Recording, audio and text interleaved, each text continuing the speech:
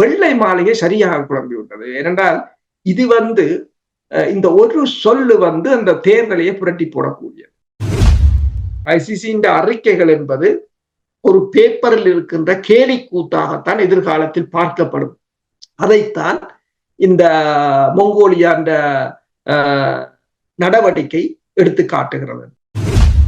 நீங்கள் சட்டத்தை போடுபவர்கள், நீங்கள் ஒரு அமைப்பு உருவாக்குவர்கள், நீங்கள் மனிதநேயம் தொடர்பாக கதைப்பவர்கள், நீங்கள் அதை மதிக்க வேண்டும். முதலில் தடைகள் என்பதுதான் இவர்களின் இப்போதைய வெளிவார கொள்கை என்பதே தடைகள். தடைகளை போடுவது மட்டும்தான் ஒரு வெளிவார கொள்கை என்ற ஒரு நிலைக்கு வந்திருக்கிறார். கமலா ஹாரிஸ் சீனா கட்டிய விமான நிலையத்தில் வந்திறங்கி சீனா போட்ட ரோட்டால கார்ல போய் சீனா கட்டி கொடுத்த கான்பரன்ஸ் மண்டபத்தில இருந்து சீனாவை நீங்கள் ஓரம் கட்டுங்கொண்டு ஆப்பிரிக்க நாடுகளுக்கு சொல்றார்.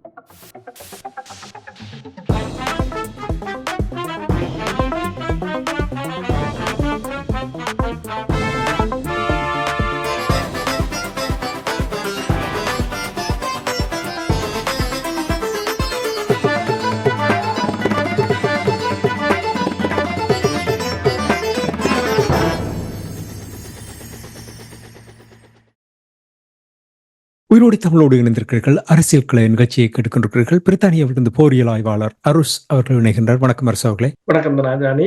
உயிரோடு தமிழ் உறவுகளுக்கு அன்பு கலந்து வணக்கம். இன்னும் ஒரு அரசியல் கலை நிகழ்ச்சி இணைந்திருக்கின்றோம். இன்றைய அரசியல் கலை நிகழ்ச்சியில் யுக்ரைன் ரஷ்யாவுக்கு இடையிலான போர் தொடர்பான விடயங்களை பார்ப்போம். அந்த போரிலும் கூட மாற்றங்கள் வருவதை உடனடியாக பார்க்க முடியவில்லை. ஆனால் அங்கு சில நகர்வுகள் நடைபெற்றுக் கொண்டிருக்கின்றது. கடந்த வாரம் நாங்கள் உரையாடும் பொழுது கர்க்ஸ் பகுதியில் யுக்ரைனியர்கள் எவ்வாறு அந்த 1000 கிலோமீட்டர் அந்த பகுதியை கைப்பற்றியிருந்தார்கள். அதைத் தொடர்ந்து ரஷ்யா தாக்குதலை மேற்கொண்டிருந்தது. அந்த பகுதியிலும் தாக்குதல் மேற்கொண்டது, யுக்ரைனுக்கும் தாக்குதலை மேற்கொண்ட என்ற விடயங்கள் எல்லாம் நாங்கள் அறிந்திருக்கின்றோம். ஆனால் இங்கே ஒரு குறிப்பிட்ட விடயத்தை நாங்கள் இன்று பார்ப்போம். அதாவது அமெரிக்காவில் அரசு தலைவருக்கான தேர்தல் நடைபெற இருக்கின்ற நேரத்தில் புட்டின் அவர்களிடம் தேர்தல் தொடர்பாக யார் வர வேண்டும் என்று விரும்புகிறீர்கள் என்று கேள்வியை கேட்டிருக்கிறார்கள். கடந்த தேர்தல் நடைபெற்ற பொழுது 2016 ஆண்டு நடைபெற்ற பொழுது டொனால்ட் ட்ரம்ப் அவர்கள் வெற்றி பெற்ற பொழுது புட்டினுக்கும் அவருக்கும் இடையில் நல்ல ஒரு உறவு நிலை இருந்ததை அவர்கள் சந்தித்த விடயங்களையும் கூட பார்த்திருக்கின்றோம். புட்டின் அவர்களிடம் இந்த கேள்வியை கேட்டதும் என்ன விதமான கருத்தை முன்வைத்தார் என்று உறவுகளுக்கு கூறுவீர்களா? அது அமெரிக்காவுக்கு மிகப்பெரிய ஒரு சிக்கலான நிலைமையை உருவாக்கி இருக்கின்றது புட்டினின் இந்த கருத்து. ரஷ்யாவின் விளாடிவோஸ்டாக் என்ற ஒரு நகரத்துல இந்த பிரிக்ஸ் அமைப்புகளின் ஒரு கூட்டம் ஒன்று, பொருளாதார கூட்டம் ஒன்று, அதாவது கிழக்கு பிராந்திய பொருளாதார மாநாடு ஒன்று இடம்பெற்று வருகின்றது. அதில் தான் புட்டின் கலந்து கொண்டிருந்தார். அதில் மலேசியாவை அழைக்கப்பட்டிருந்தது. பல நாடுகள், பெருமளவான நாடுகள் அதில் பங்கு பெற்றிருந்தனர். அப்போது நிருபர் ஒருவர், அதாவது கேள்வி பதில் நேரத்தில், இந்த நவம்பர் மாதம் அமெரிக்காவில் இடம்பெறுகின்ற தேர்தலில் நீங்கள் யார் உங்களுக்கு விருப்பமானவர்கள் என்ற ஒரு கேள்வியைத்தான் கேட்டிருந்தார். அதில் அந்த கேள்வியை கேட்டதில் இந்த தவறும் இல்லை, இரண்டால் அது சாதாரணமா கேட்கும். அப்ப புட்டின் அதுக்கு சொன்னார், என்ற ஃபேவரிட் தனக்கு விருப்பமானவர் பைடன் தான், ஜோ பைடன் தான். ஆனால் அன்பார்ச்சுனேட்லி, துரதிருஷ்டவசமாக அவர் அதிலிருந்து விலகிவிட்டார். ஆனால் கமலா ஹாரிஸை அவர் நியமித்திருக்கின்றார் ஜனநாயக கட்சி சார்பாக. தான் கமலா ஹாரிஸின் ஆதரவாளர் என்று சொல்லியும் அவாவின் சிரிப்புக்கு தான் ஒரு அடிமை என்றதும் கூறியிருக்கிறார். அது மிகப்பெரிய ஒரு பேசு பொருளாக இருக்கின்றது. அமெரிக்கா ட்ரம்பும் குழம்பி விட்டார், அமெரிக்கா வெள்ள மாளிகை குழம்பி விட்டது. இல்லோ என்றால் ஒரே ஒரு பிரச்சனை என்னென்று சொன்னால், ட்ரம்ப் மீதான துப்பாக்கி சூட்டு சம்பவம் உங்களுக்கு தெரியும். அது மிகப்பெரிய ஒரு அலையை அவருக்கு ஆதரவாக கொண்டு வந்திருக்கு. இப்போது ட்ரம்ப் புட்டினை ஆதரிக்கிறார் என்று கமலா ஹாரிஸ் அல்லது பைடன் கூடாரம் அப்படித்தான் தங்கள் பிரச்சாரத்தை முன்னெடுத்து கொண்டு போனவர்கள்.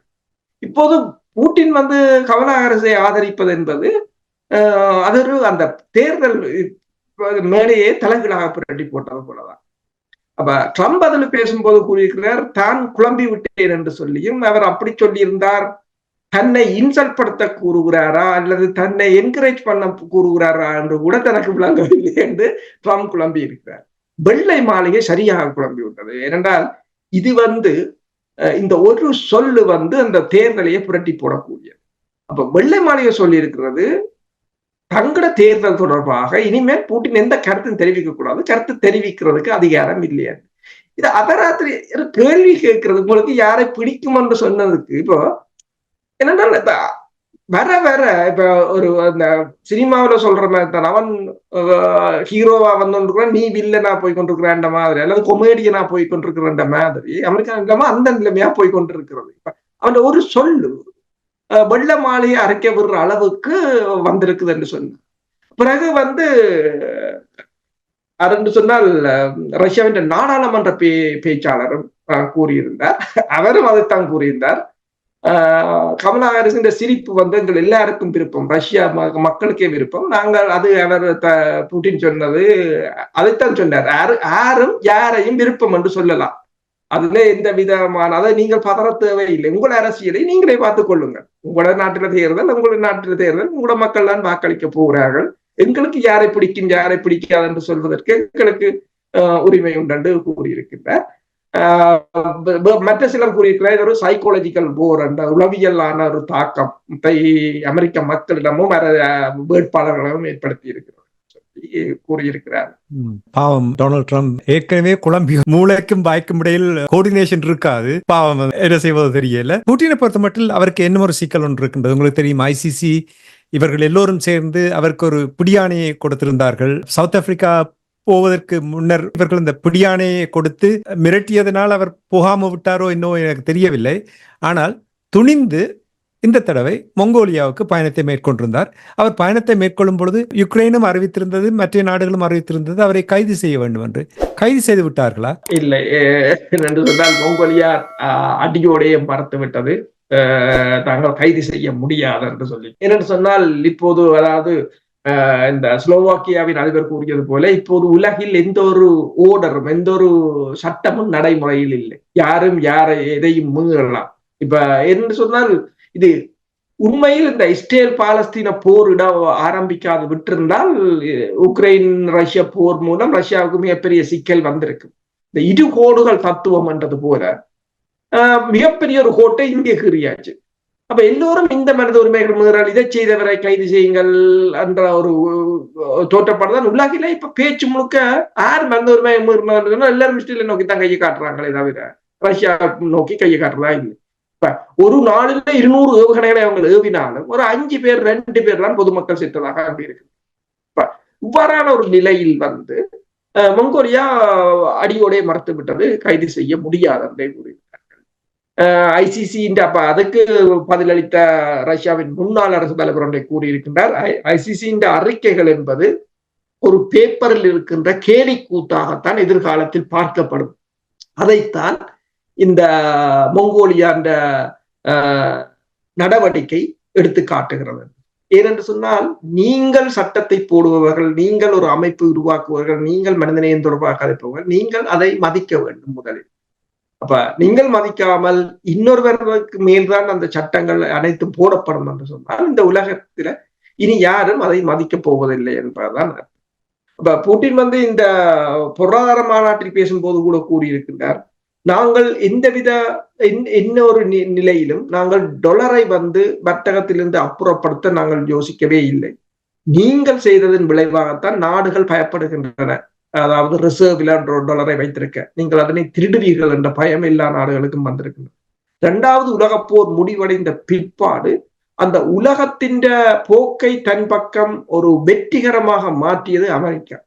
ஒரு பொருளாதாரத்தை கொண்டு பொருளாதாரத்தினூடாக தண்ட நாணயத்தை வர்த்தக நாணயமாக்கி அதை அவர் பாராட்டுகிறார். ஒரு சக்சஸ்ஃபுல்லாகத்தான் நீங்கள் கொண்டு வந்தீங்கள், அதனை நாங்கள் மதித்தோம், நாங்களும் அதனைத்தான் செய்தோம், ஆனால் அது இல்லாமல் போவதற்கு காரணம் உங்கள் நடவடிக்கை தான் என்று கூறியிருக்கிறார். அப்ப ஐசிசி நடவடிக்கையிலும் தோல்வியை காண்பதற்குரிய காரணம் என்னென்றால் ஐசிசி தனக்கு எதிரானவர்களை மட்டும்தான் கைது செய்யும் என்று சொன்னார்.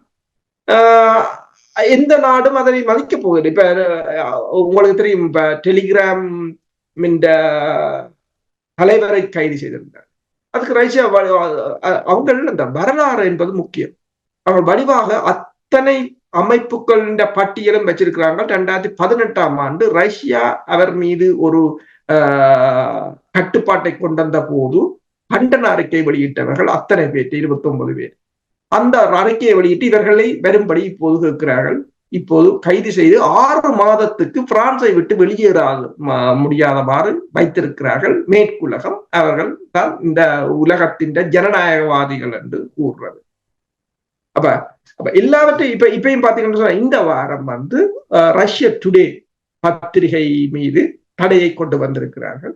அப்ப இனிமேல் மேற்குலக நாடுகளில் இருந்து யாரும் அந்த நிறுவனத்துக்கு ஊடகவியலாளராக பணியாற்ற முடியாது என்ற ஒரு நிலையை கொண்டிருக்கிறார்கள். இப்ப முற்றுமுழுதான ஊடகத்தடையோ எல்லாவற்றையும், அதாவது தடைகள் என்பதுதான் இவர்களின் இப்போதைய வெளிவார கொள்கை என்பதே தடைகளை போடுவது மட்டும்தான் ஒரு வெளிவார கொள்கை என்ற ஒரு நிலைக்கு வந்திருக்கிறார். உண்மைதான். போர் நிலைமை, அந்த போர் எப்பொழுது முடிவுக்கு வர போறதோ தெரியவில்லை. ஆனால் சில ஐரோப்பிய நாடுகளில் நாட்டை மீண்டும் கட்டி எழுப்புவது தொடர்பாக கான்ட்ராக்ட் எடுப்பது தொடர்பாக பேச தொடங்கிவிட்டார்கள்.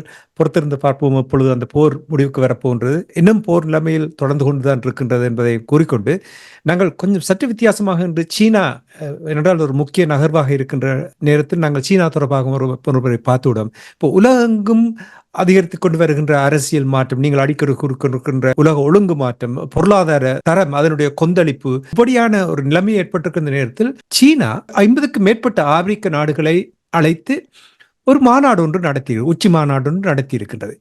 இதனுடைய பின்னணியில் என்ன இருக்கின்றது? கிட்டத்தட்ட அதாவது சீனாவின் தலைநகர் பெய்ஜிங்கில் கிட்டத்தட்ட 3 நாட்கள் இந்த பொருளாதார மாநாடு இடம்பெற்றிருந்தது. அந்த மாநாட்டில் 50க்கு மேற்பட்ட ஆப்பிரிக்க நாடுகளின் பிரதிநிதிகள் கலந்து கொண்டிருந்தனர். அதாவது இதனை எவ்வாறு கூறுகிறார்கள் என்று சொன்னால், சீனாவின் வெளிவார அமைச்சகம் ஒன்று கூறுகிறது, அண்மை காலங்களில் நிகழ்ந்த நிகழ்வுகளில் இது மிகப்பெரும் நிகழ்வு என்றும் கடந்த 70 ஆண்டுகளாக ஆப்பிரிக்க நாடுகளுடன் சீனா உறவுகளை வளர்த்து வந்திருக்கிறது. ஆனால் அது தற்போது மிகவும் உச்சத்தில் உள்ளது என்றும் அது தெரிவித்திருக்கிறது.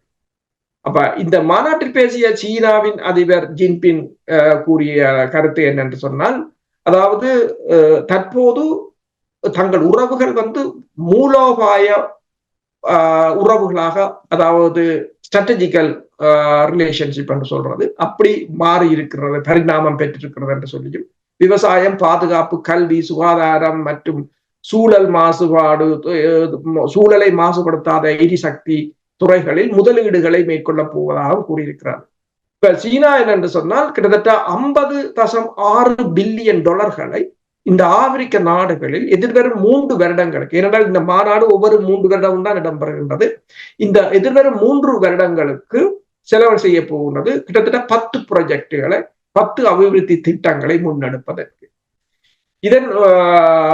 இதன் மூலம் கிட்டத்தட்ட 6670 ஹெக்டேர் பகுதிகளில் விவசாய அபிவிருத்திகளை மேற்கொள்வதற்காக 500க்கும் மேற்பட்ட விவசாயத்துறை நிபுணர்கள் ஆப்பிரிக்காவுக்கு சென்றிருக்கிறார்கள். அதாவது 2021ஆம் ஆண்டு இந்த மாநாடு இடம்பெற்றிருந்தது. அப்போது சீனா ஒன்றை கூறியிருந்தது, நான் ஆப்பிரிக்க நாடுகளுடன், என்றால் இந்த மாநாடு 3 வருடங்களுக்கு ஒருக்காத்தான் நடக்கிறது. அப்ப அவர் கூறியிருந்தது, நான் அடுத்த மாநாடு 2024ஆம் ஆண்டு இடம்பெறுவதற்கு முன்னர் ஆப்பிரிக்க நாடுகளுடன், ஆப்பிரிக்க நாடுகளிடமிருந்து $300 பில்லியன் பெறுமதியான பொருட்களை இறக்குமதி செய்வோம் என்று.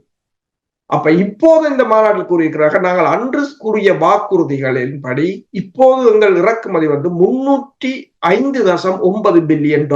எனவே நாங்கள் அந்த வாக்குறுதியை நிறைவேற்றி விட்டோம் என்று கூறியிருக்கிறார்கள்.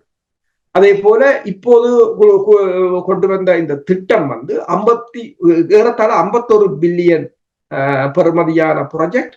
அதுல 30 ப்ராஜெக்ட் 1 மில்லியன் 10 லட்சம் ஆப்பிரிக்க மக்களுக்கான வேலை வாய்ப்பு கூடியது. மற்றும் அதுல நிறைய திட்டங்களை அதுல போட்டிருக்கிறார்கள். எத்தனையோ ஆயிரம் பாலங்கள், வீதிகள், துறைமுகங்கள், விமான நிலையங்கள் எல்லாம் கட்டி கொடுத்திருக்கிறார். அதற்கான ஒருவர் அந்த சமூகத்தில் எழுதியிருக்கிறார், சீனா கட்டிய விமான நிலையத்தில், கமலா ஹாரிஸ் சீனா கட்டிய விமான நிலையத்தில் வந்திறங்கி சீனா போட்ட ரோட்டால கார்ல போய் சீனா கட்டி கொடுத்த கான்ஃபரன்ஸ் மண்டபத்தில இருந்து சீனாவை நீங்கள் ஓரம் கட்டுங்கொண்டு ஆப்பிரிக்க நாடுகளுக்கு சொல்றாங்க. அவங்களதான் கேட்பாங்களோன்று வேற கேட்கிறாங்க.